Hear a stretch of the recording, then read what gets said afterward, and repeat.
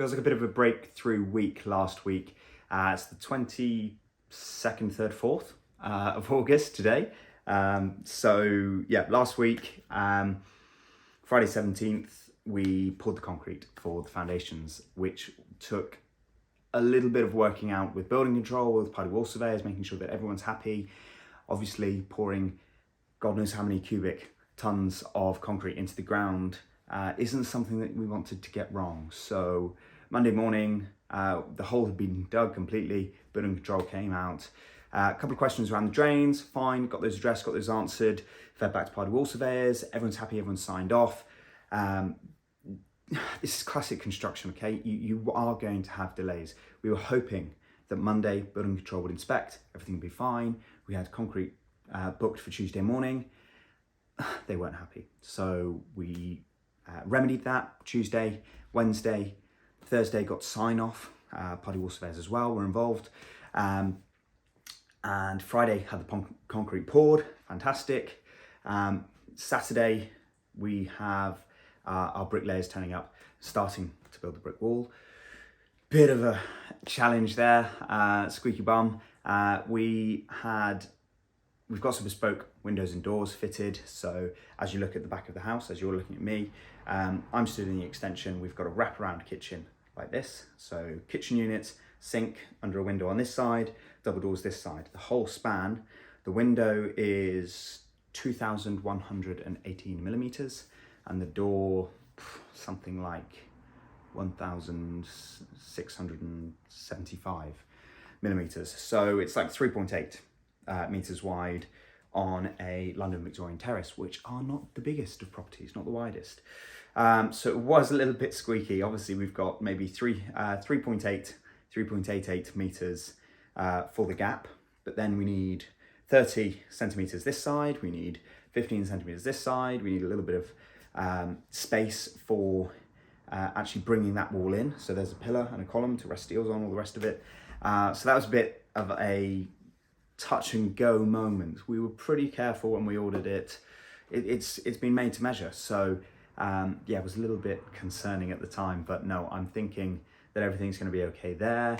So that was Saturday, just setting out exactly where the bricks need to go, which is fantastic, got that sorted.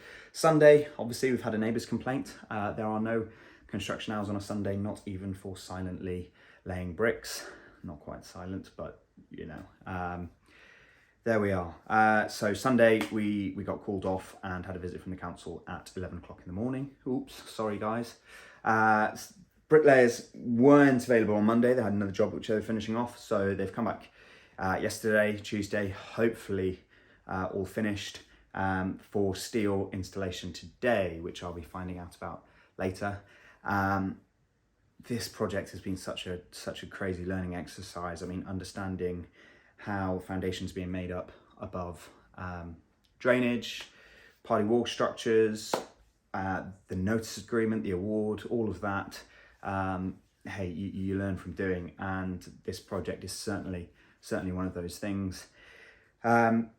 We have had to push back our valuation a couple of times. Okay, we were very optimistic, had it booked in August. It was just the first available date. We got our refinance application in very early. The reason for doing that, this project's going to have an £800,000 mortgage if we're lucky and we get the valuation that we're looking for. 0.5% interest rate rise on £800,000 is £4,000 a year. 0.5% of 800,000. That's 300 odd pounds a month. So obviously, you know, we're chancing our arm. We're putting the application in early. Hopefully it stays live for long enough, but we've had to push that back. Was August, I don't know, 10th, 12th, 13th, something around there. It was pushed back to September 13th. I've since pushed back again to September 23rd. So fingers crossed we'll be there in time. Over the next 4 weeks, you know, getting this structure up and getting it signed off is the tricky part, you know. Getting trades in for first fixes, plasterboarding out, that's all pretty straightforward, but making sure this project is structurally sound is obviously the most important thing with any form of new building. You know, council need to be involved in signing that off and making sure that these buildings that we're adding to are structurally sound. They're not going to compromise neighbours, they're not going to compromise your own. It's safety. We can't have buildings falling down on top of tenants or owners. So massively important, but takes time. Building control, hello, we think we're ready. Here's some pictures. Can you come and inspect? Yes, we can come and inspect. We can't be there until Tuesday, Wednesday, Thursday. You're losing all those days. So try and forward plan, try and make sure that everything's thought of, don't cut any corners, and hopefully projects should go swimmingly. Looking upstairs, so in the attic, I think we're putting top coats of paint on now.